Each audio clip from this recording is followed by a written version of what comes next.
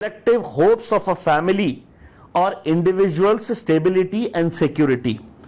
An important question as to whether the executive should be permitted to take away the shelter of a family or families as a measure for infliction of penalty on a person who is accused in a crime.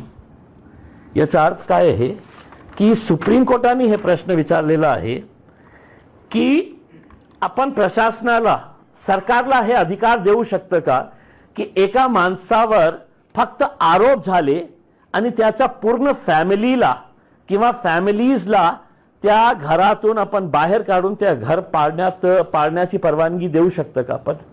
हे supreme कोर्टाचे chief justice RS Gavai जेव्हा हे प्रकरण कोर्टामध्ये गेलं होतं तर हायकोर्टाला हे माहित नाही आहे का की सुप्रीम कोर्टाने हे निर्णय दिलेला आहे आणि इतकं क्लिअर ऑब्झर्वेशन्स आहे त्याच्यामध्ये.